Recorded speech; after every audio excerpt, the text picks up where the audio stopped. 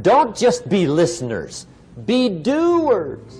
The world admires the doers.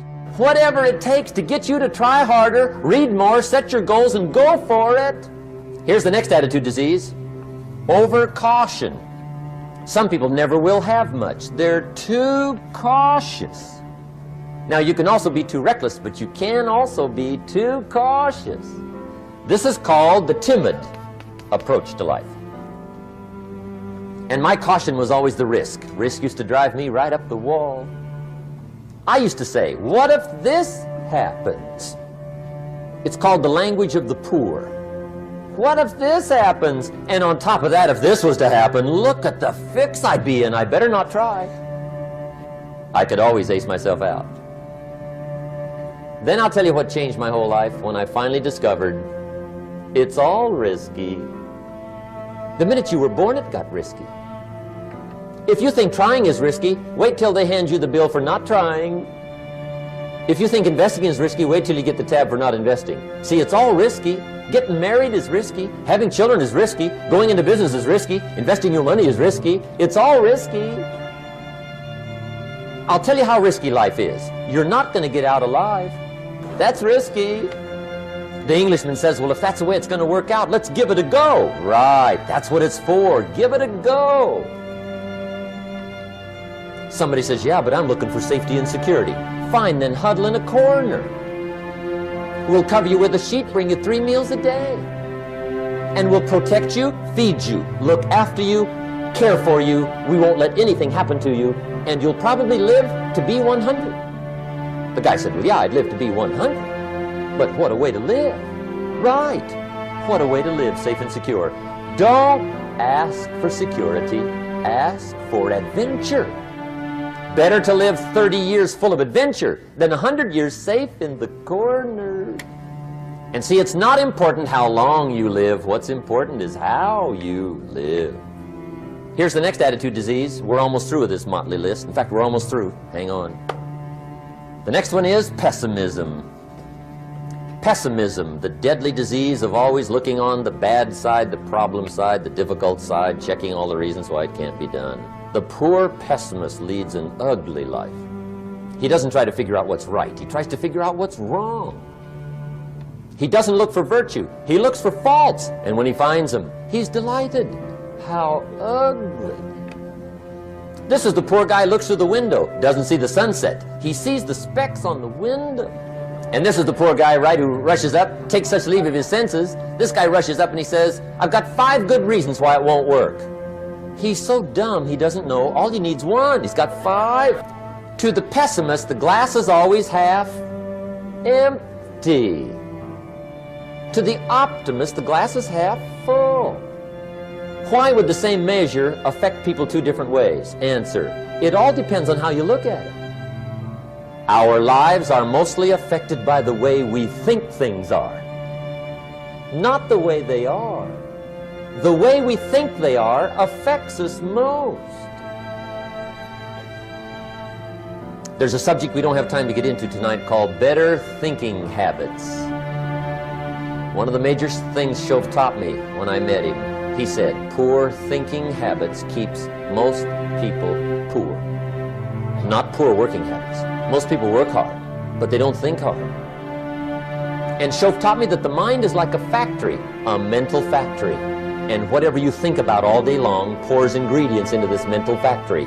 And that's what builds the economic, social, financial fabric of your life. He quoted me a Bible phrase that says, as you think, so you become. How awesome. When he talked about poor thinking habits, he had me. I used to start the day reading the morning newspaper. I mean, you can believe that or not. I'd get a cup of coffee and read the paper. I'd load up on wars and riots and murders and stabbings and killings and bank robberies and muggings and car wrecks and tragedies. I'd even read the back pages. I seem to like that stuff for some weird reason. I'd load up on all that, and then I'd start the day. You can imagine the kind of days I used to have. You walk around on your financial knees. They call you economic peewee. The guy says, I want to be a great leader. Wonderful. The first thing we do is follow him to his house.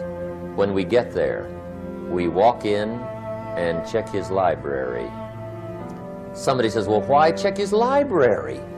The reason is because what a man reads pours massive ingredients into his mental factory, and the fabric of his life is built from those ingredients.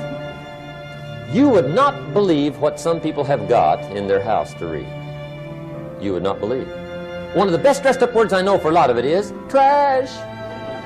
Can you imagine dumping a barrel of trash into this mental factory every day and coming out with a rich, dynamic, positive life? It can't be done. You might as well try making a cake with cement. The kids back in Danbury, Connecticut, high school, they're asking me questions one day. I'm talking to the kids. Kids got good questions these days. One of them said to me, Mr. Rohn, how do you build the good life? I said, it's simple. It's not easy, but it's simple. Here's how you build anything. Select the right ingredients, keep out the wrong ingredients, and it starts with thought. Everything starts with thought. So you must be wise and careful what you think about, because that starts everything. You got to be wise and careful. I asked the kids, what would happen if somebody dropped sugar in my coffee? They said, well, you'd be okay. I said, what if somebody dropped strychnine in my coffee? They said, well, you'd be dead. I said, correct. Lesson 1. Life is both sugar and strychnine. You gotta be careful. I said, what if my worst enemy drops in the sugar? They said, will you be okay? I said, what if my best friend, even by accident, drops in the strychnine? They said, well, you'd be dead. I said, correct. Lesson 2, watch your coffee. You gotta be careful. See, it doesn't matter who hands you the bad stuff. It doesn't matter where you get the bad stuff. It'll still do its damage on your bank account, wherever you get it. Mr. Schoaf gave me one of the greatest phrases when I first met him when he said, Jim, every day stand guard at the door of your mind. How important. Stand guard at the door of your mind. And you decide what goes into your mental factory. Don't let anybody just dump anything they want to in your mental factory, because you've got to live with the results. The last disease, but this one is deadly. Engage in this one, indulge in it even slightly, and you might as well forget the future, because it's going to forget you. Complaining, crying, whining, griping. A Bible word called murmuring. See, that'll ace your future. Spend 5 minutes complaining, and you have wasted 5. And you may have begun what's known as economic cancer of the bone. Surely they will soon haul you off into a financial desert and there let you choke on the dust of your own regret. I hope I said that well, so you won't forget. It's a deadly disease. If you don't think it's bad, ask the children of Israel of Old Testament fame. Typical of us all, their story just happened to get in the book. Story says, children of Israel were slaves. God performed a series of dazzling miracles and got them out. And now they're heading for the promised land. Remember the story? Heading for the promised land. Tragedy of the story, they never got there. Reason. From day 1, they started to complain. They griped about the water. They griped about the weather. They whined and cried and griped about the food. They griped about the leadership. They whined and cried because it was too far, too cold, too hot, too difficult, too miserable. I mean, they whined and cried for years. Finally, God said, I've had it, trip canceled, or something like that. The story says they died in the desert, never got to the promised land. Which I think means 2 things. Indulge in this long enough, you get your future canceled. And I guess it also means even God himself can only take so much. Just be on the lookout of the things that can destroy all the good you start. The war is on. And this evening, tomorrow, mentally, personally, socially, economically, you got to make sure you're winning the war. And this is part of it.